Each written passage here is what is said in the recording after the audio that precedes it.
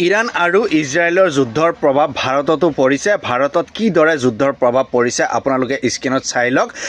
এওঁলোক হৈছে তেল ভৰোৱাৰ যুদ্ধ আৰম্ভ কৰিছে আৰু ইৰাণৰ যিটো হুৰমুজ প্ৰণালী আছে সেইটো বন্ধ হোৱা বুলি গম পাই এওঁলোকে মানে ভাবিছে ভাৰতত পেট্ৰল ডিজেলৰ একেবাৰে ক্ৰাইচিছ হ'ব। তেওঁলোকে একদম তেল ভৰোৱা যুদ্ধত লাগি গৈছে আৰু এই যুদ্ধটো আপোনালোকে বন্ধ কৰক, কিয়নো যোৱাকালি ভাৰতৰ সন্মানীয় প্ৰধানমন্ত্ৰী নৰেন্দ্ৰ মোদী ডাঙৰীয়াই তেখেতে এটা বক্তব্য দিছিলে আৰু বক্তব্যৰ পিছত ইৰাণেও স্পষ্ট কৰি দিছে ইৰাণৰ যিটো হুৰমুজ প্ৰণালী আছে সেইটো ভাৰতৰ কাৰণে সদায় খোলা আছে। ভাৰতত কেতিয়াও তেলৰ অভাৱ নপৰে আৰু ইফালে ৰাছিয়াও আগবাঢ়ি আহিছে।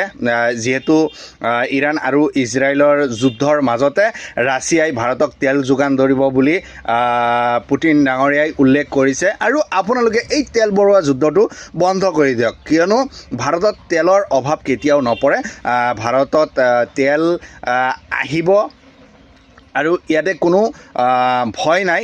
যিটো হুৰমুজ প্ৰণালী আছে সেই হুৰমুজ প্ৰণালীৰে মানে অইল টেংকাৰ যিবিলাক জাহাজ আছে ভাৰতৰ কাৰণে সদায় খোলা আছে। আপোনালোকে তেল ভৰোৱা যুদ্ধটো বন্ধ কৰি দিয়ক, ভাৰতত তেলৰ অভাৱ নহয়।